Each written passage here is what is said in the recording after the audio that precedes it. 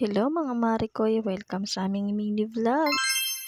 For today's video, ayan at pinapatulog ko nga ulit itong aking Junakis. Mga alas 4 nga pala to na madaling araw at nagising nga kami. Aalis kasi yung papa niya kaya naman for the gising nga ang mga person. At ng mga oras na to pinapatulog ko na nga siya dahil nakaalis na nga yung papa niya. Uuwi kasi ng Nueva Ecija yung papa niya at iwan nga kami. Huy, palagi na lang iniiwan. Char.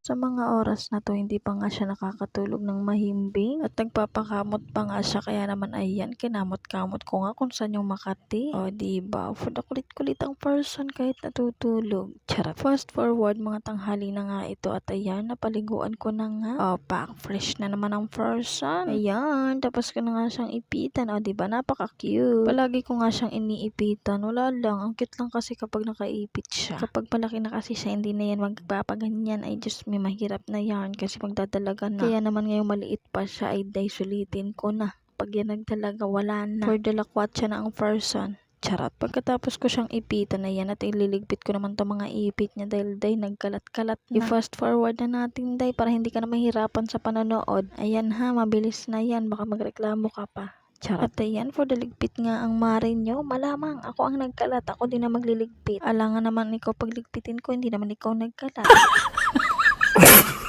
Pagkatapos ko naman iligpit yung mga ipit niya, ako naman ang nag-ready dahil magsusundo nga ako ng 2 estudyante. Hindi naman ako mukhang ready. Tingnan niyo naman, mukhang haggard pa din. Nag-lip tint lang ako ng kaunti at inayos ko lang yung buhok ko. Pero dahil sobrang init for today's video, tatawa na lang talaga ako dahil grabe yung tinaba ko. Ay, just me. Syempre, kapag aalis ako, meron akong buntot. Kasama ko to palagi kahit saan ako magpunta, alangan namang iwan ko. At mga bandang alas 5 nga, nandito na nga kami sa school. Baka kasi abutan kami ng ulan. O daantay nga lang kami dito sa gilid kung saan nga yung intayan namin. Para nga hindi na kami makisiksik sa mga tao dahil ang dami talagang tao pag uwian na. Lalo kapag pasok at sobrang daming tao. At ayan, naglalabasan na nga ang mga estudyante kaya naman waiting lang kami dito. At maya-maya nga nandito na nga yung isang estudyanteng iniintay namin. Isang estudyante na nga lang at makakauwi na nga kami. Hindi na nga pala ako nakapag-video mga Marikoy dahil inabutan nga kami ng ulan. Kaya naman ay yarn for the bus sa mga medyas na mga version na to. Kung kanina nga bago ako magsundo ay fresh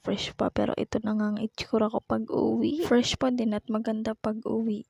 Huy, charot lang. At yun lang, bye!